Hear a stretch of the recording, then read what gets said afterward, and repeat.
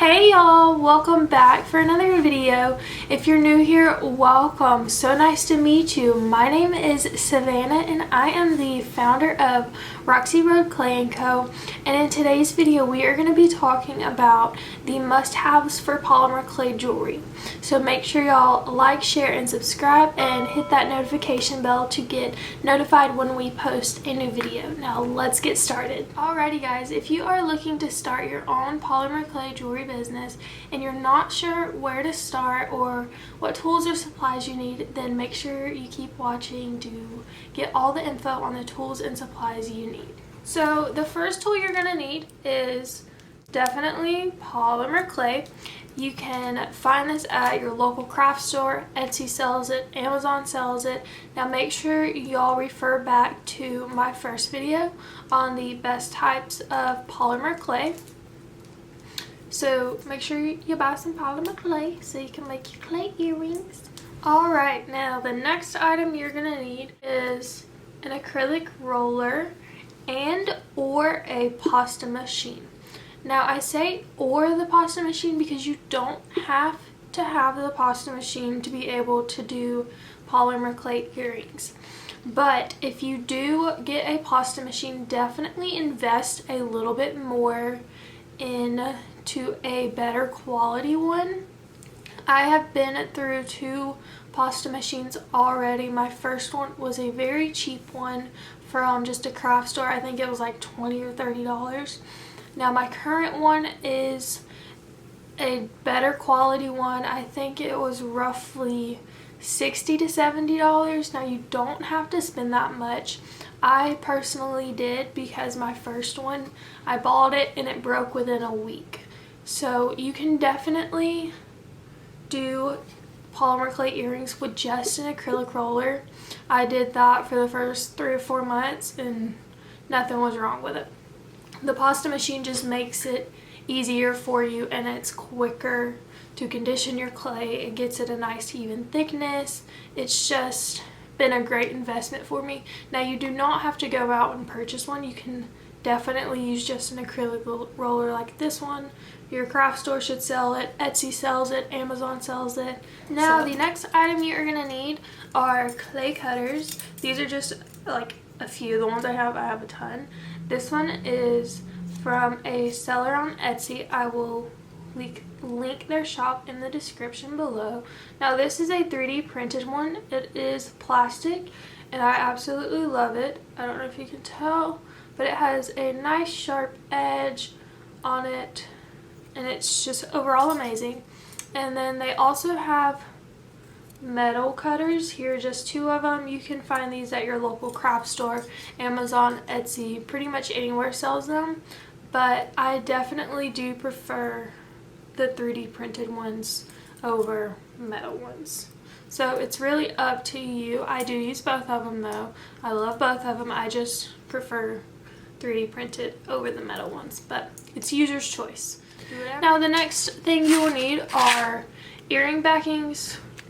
You can find these from your local craft store, Amazon, Etsy. Just do your research on the material that you want to use, and there's different types out there. They all have their pros and their cons, so just make sure you look into what you're wanting to use for your brand. And then you will also need jump rings. The same thing with these. Make sure you do your research on these. Now these are just so you can piece multiple earring components together so you can create dangle ones and all of that. Now I do like to have a variety of jump rings. These are the 6mm ones, so they are on the smaller side. I do use 6mm, 9mm. It really just depends on how you want your earring to look because sometimes they do look better with more space in between the 2 clay pieces and sometimes they look better with smaller spaces between the 2 pieces. So it's really up to you. You have creative freedom when it comes to this and you don't have to do a certain thing.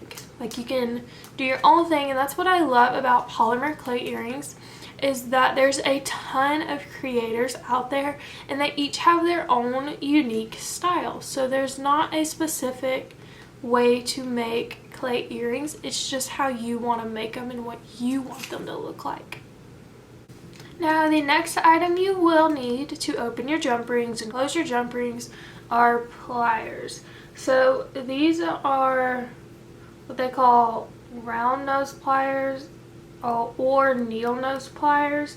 So these just help you take eyelet pins and make them round if you want to create your own loop and to help you open your jump rings. And also these pliers, they are flat and they help you get a better grip.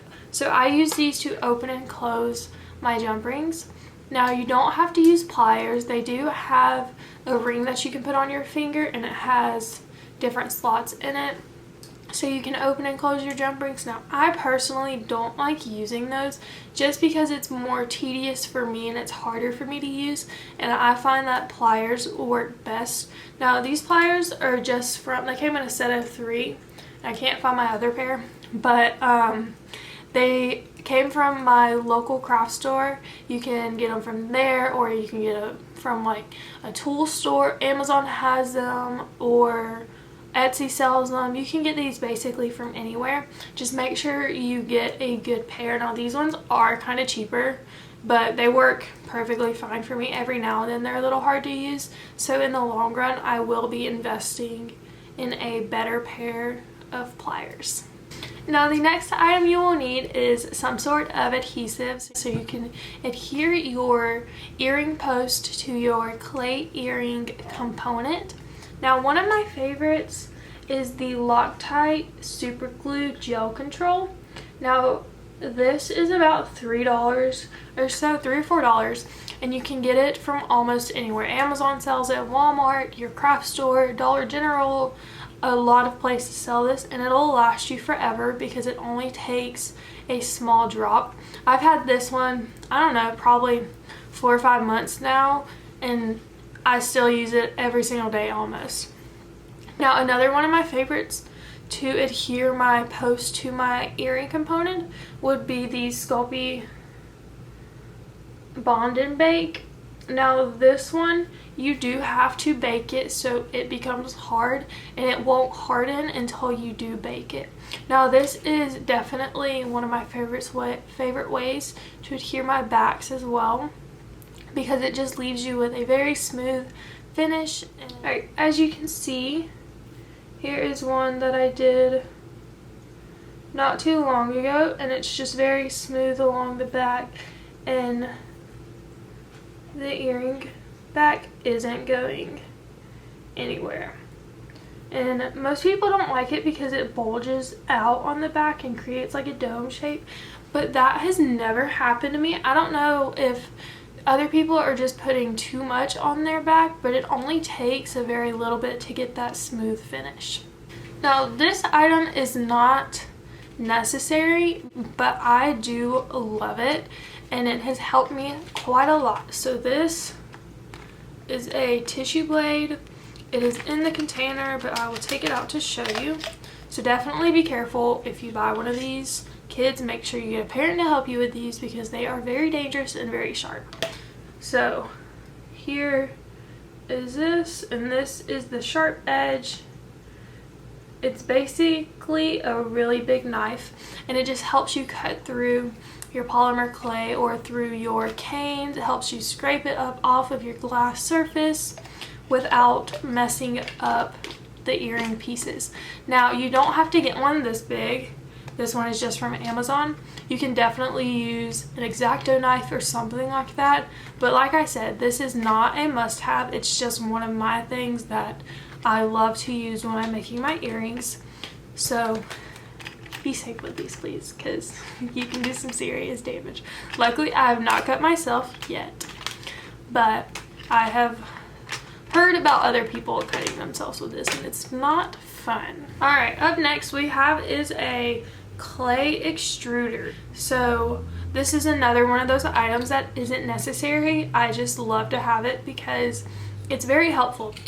So what you do is you unscrew the top, and then your clay goes in here, and you just untwist this, and it makes it go down so you can put your clay in there. And then it helps you have perfect, what we call snakes. So you have multiple different sizes. That is a small one. Here's a large one. And it's great for creating like the sweater effect earrings or the or hoop earrings. That's something I use it for. Or if you have a clay slab and you want perfect little lines on there, you can use this and it'll help you a bunch. So this has definitely been one of my favorite things I have purchased. Last thing we have is some sort of rotary tool or a Dremel. Now, I did not purchase a Dremel. I just purchased this one. It's a cheaper one off Amazon. I think it was $25, but I will link it in the description. And the piece I use is just a very soft felt one. And this is probably one of the only pieces I use for it. This is helpful to sand your edges down and also drill your holes into your components. Now, I will be doing a video in the near future on how to sand your earrings and how I drill my holes. Now, if you don't want to go and spend $20–30 on a rotary tool, you can definitely use sandpaper. I use sandpaper probably for the first 3 months or so when I started my clay jewelry business, and the one I used is a wet automotive sandpaper. I'll link it in the description box. Now, with sandpaper, you do not want to use 700 grit, 800 grit, anything like that. You want to use a very high sandpaper grit, like 2000, 3000, 4000. That way it'll give you that smooth finish. Alright guys, that is it for today's video. Now you know all of the tools that you need to start your own clay jewelry business, and where to start, how to start, and just an idea of what to buy before you invest a lot of money. Thank y'all for watching.